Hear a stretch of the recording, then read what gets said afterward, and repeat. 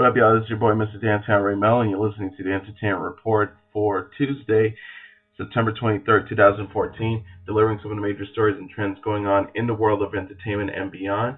You can follow the show on Facebook or on Twitter, facebook.com/The Entertainment Report with Ray Mello, that's RAYMELO, or on Twitter at The Enter Report. You could also listen to The Entertainment Report with Ray Mello on iHeartRadio.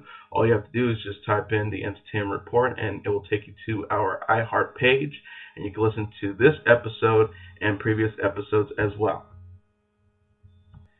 ABC's Dancing with the Stars Week 2 elimination had to do with celebrity fan base.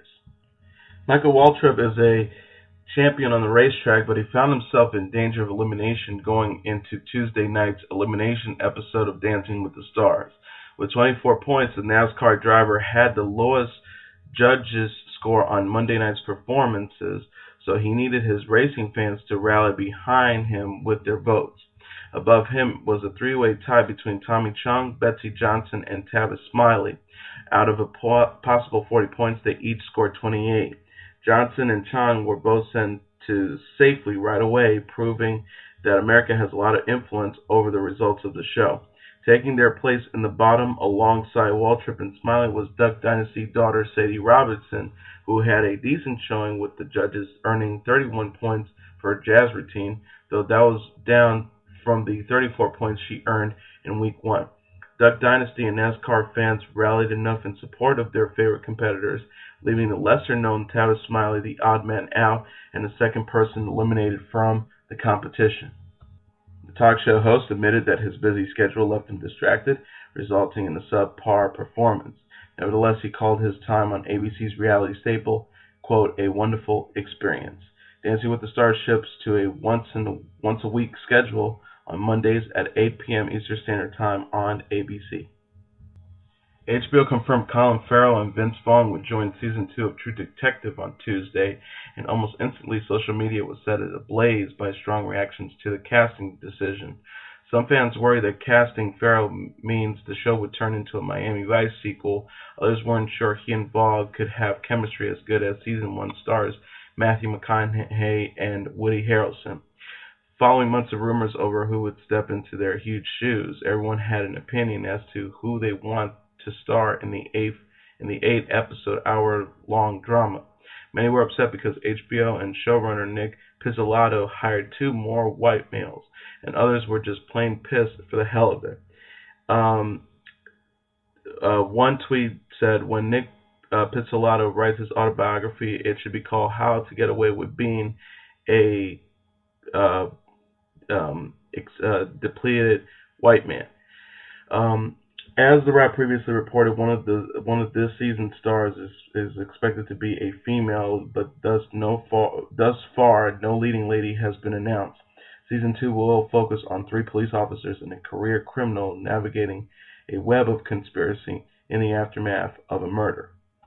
Academy Award-winning nominee Leonardo DiCaprio pressed world leaders on Tuesday morning at the United Nations Climate Summit to take action to address climate change. DiCaprio, a longtime environmentalist, called the situation, quote, the greatest challenge of our existence on this planet.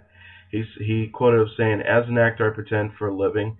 I play fictitious characters, often solving fictitious problems. I believe humankind has looked at climate change in that same way. He also added, my friends, this body, perhaps more than any other gathering in human history, now faces that difficult task. You can make history or be vilified by it. UN Secretary General Ban Ki-moon had appointed the Great Gatsby stars as United Nations Messenger of Peace after calling him, quote, a new voice for climate advocacy. DiCaprio continued by saying, every week we're seeing new and undeniable climate events. Evidence that accelerates climate change is here now.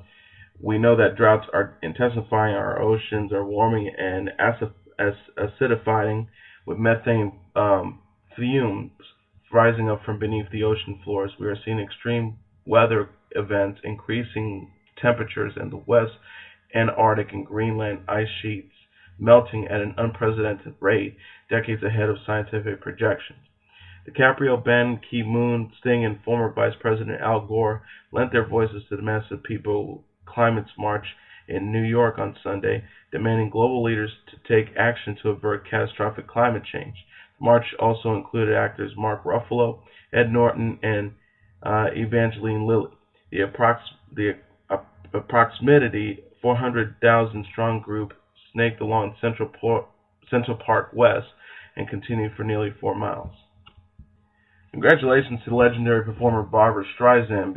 She crushed early sales estimates by moving 196,000 copies of her latest album, Partners, to the #1 album in the Billboard Top 200 Albums chart.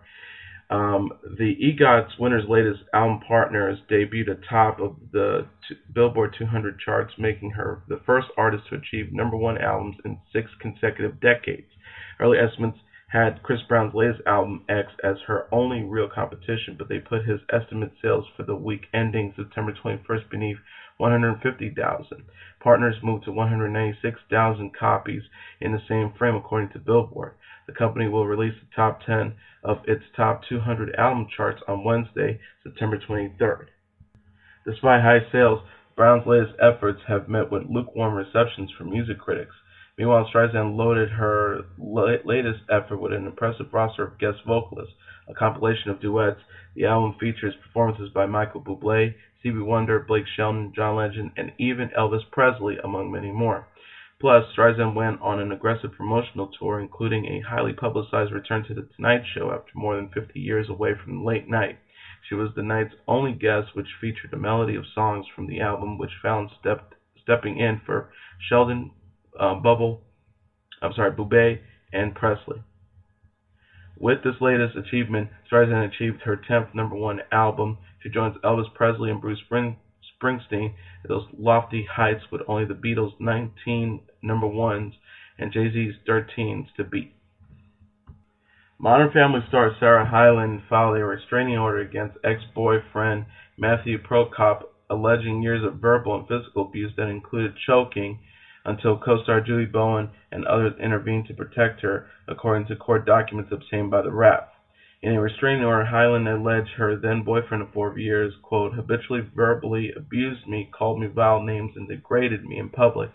Over that time, he also repeatedly exhibited significant anger management issues, which included things like throwing objects in my direction in anger, pushing me, and punching walls and slamming doors.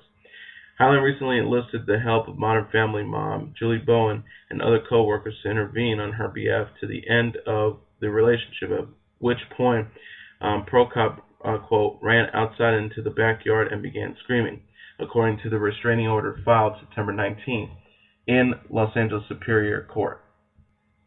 Hyland also alleges that Prokop once pushed her against a car and choked her so hard she was afraid for her life. The actor said in the restraining order, his grip was so tight that I could not breathe or speak. I was scared and in fear for my life. I struggled to get free and continued gasping for breath, but he would not let go. Hyland also said she wanted to call the police after the incident, but Prokop begged her not to. After their recent breakup, Hyland claims that Prokop, quote, relentlessly bombarded me with vile, threatening, and emotionally disturbing texts and voicemails, including his own suicide threats, according to court documents. Hyland and Prokop, an actor who had guest starred on Modern Family in Season 3, have been living together since the summer of 2010, but he moved down and directly into a rehab facility in August of 2014. Hyland obtained the restraining order on the recommendation of a doctor who treated Prokop at the facility, which he left on Sunday. Prokop's reps did not immediately return the Rap's request for comments. A lawsuit was filed against rock legend Rod Stewart in Clark County District Court in Nevada on Monday, claiming that the singer injured a concertgoer during an October 2012 show in Las Vegas. In his complaint, Mustafa Kashi said that he was at Stewart's concert at Caesar's Palace when Stewart, quote, intentionally kicked multiple soccer balls into the crowd of the concert. The complaint claims that Stewart was, quote, negligent, careless, or reckless, and the soccer balls were kicked with sufficient force so as to potentially injure patrons of the concert.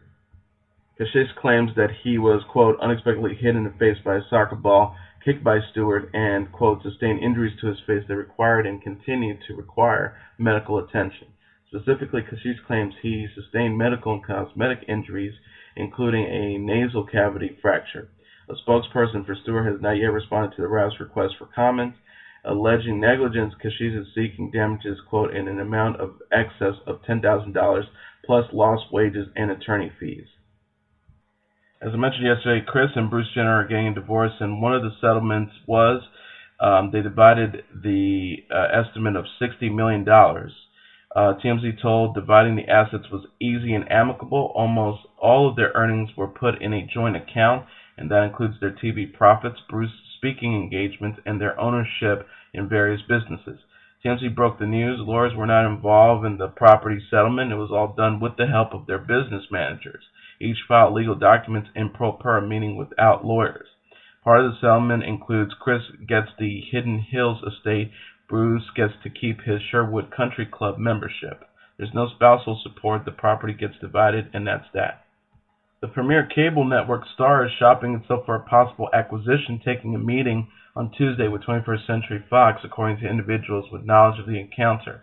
A Fox insider said that the media company was not seriously considering an acquisition and that the executives take meetings of this kind all the time. The insider said that the meeting with Starz CEO Chris Alberich and his investment bankers occurred as a courtesy. Starz could be a valuable asset to the right media company. The premier cable company could be valued at more than $3.2 billion based on its share price of $29.58 on Tuesday. One individual closer to the discussion said Discovery Communications was an interested bidder. The Walt Disney Company, which does not have a premier cable channel and whose CEO Bob Iger has acquired numerous assets in recent years, could be another potential buyer. Starz, which was spun off from Liberty Media in 2013, makes its revenues from affiliated fees paid by cable and satellite distributors such as Time Warner Cable, Comcast, and DirecTV. Alberich, a former HBO executive, has aimed to distinguish Starz as a producer of premier content such as Black Sails, a pirate drama with its second season set to air in January, and Outlander, based on the popular book series by Diana Gabaldon. Its biggest hit to date has been Spartacus, which ran for 3 seasons from 2010 to 2013. A spokeswoman for Starz did not immediately respond to the rap's request for comment. Fox shows a serious appetite for acquisition, with CEO Rupert Murdoch's bold bid to buy Time Warner earlier this year for $80 billion. Time Warner rejected the offer, and Fox's share price took a beating in the aftermath of the rejected offer. And finally, apparently change is good for ABC's The View. The ABC Yak Fest, which premiered its 18th season last week after bringing in new panelists Rosie Perez and Nicole Wallace, along with returning personality Rosie O'Donnell, got a solid rating boost in its first week back on the air, leading to its most watched premiere week in 3 years. For the week, The View averaged 3.4 million total viewers, a 13% bump over last season's premiere week, and its best premiere week since 2011. The season premiere of The View on September 15th grabbed 3.9 million total viewers, a 20% jump over last season's premiere, and the largest audience for a View season premiere in 8 years. And that is your entertainment report for Tuesday, September 23rd, 2014. I'm your host, Mr. Downtown Ray Mello. I'll be back tomorrow delivering some of the major stories and trends going on in the world of entertainment and beyond. You can follow the show on Facebook or on Twitter, facebook.com/The Entertainment Report with Ray Mello. That's RAYMELO. Or on Twitter at The Enter Report. You could also listen to The Entertainment Report with Ray Mello on iHeartRadio. Just search for The Entertainment Report, and it'll take you to our page where you can listen to this episode and past episodes of the podcast show. I'll see you again tomorrow, everyone. Have a great day. Bye.